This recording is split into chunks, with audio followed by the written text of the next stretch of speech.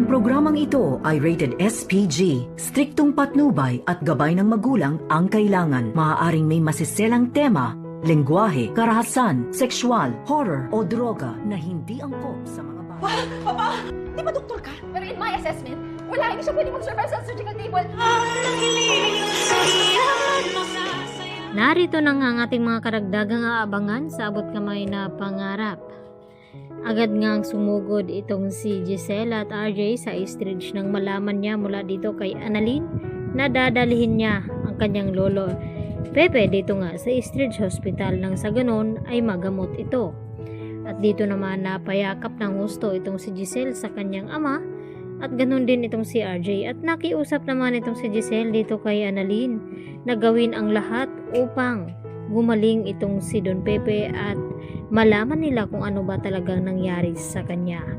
Kaya naman agad nagsuggest itong si Annalyn dito kay Do Carlos na siya mismo ang gagamot sa kanyang lolo Pepe.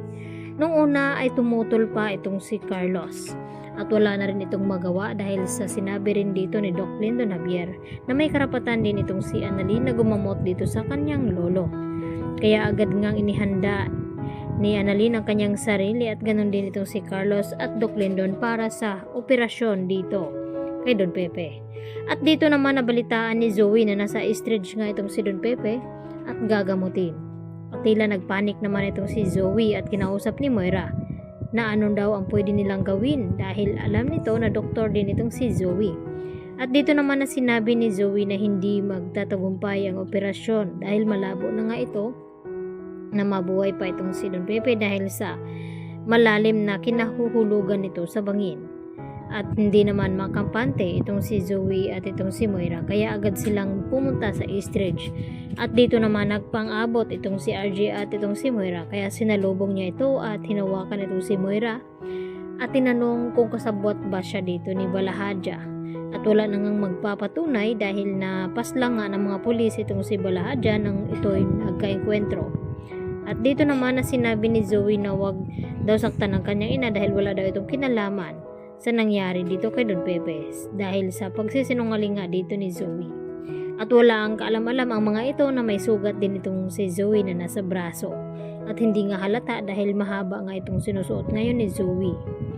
At dito naman nakampante itong si Annalyn at dito sinasabi niya sa kanyang sarili na ayaw na daw niya maulit ang nangyari sa kanyang ninong Cremuel noon na hindi siya nagtagumpay sa operasyon.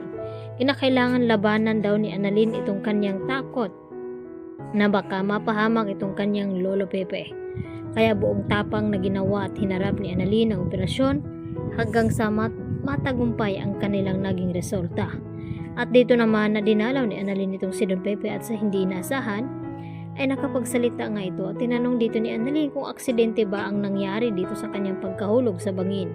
At ang sagot naman dito ni Don Pepe sa kanila na hindi aksidente ang nangyari sa kanya dahil sinadya siyang itinulak dito ni Zoe dahil sa nalaman ni Don Pepe ang lahat ng mga sikreto nila ni Moira at Zoe lalo na itong tungkol sa tunay na pagkatao ni Zoe na hindi siya ang tunay na anak ni RJ at ang kanyang tunay na ama ay walang iba kundi itong si Carlos.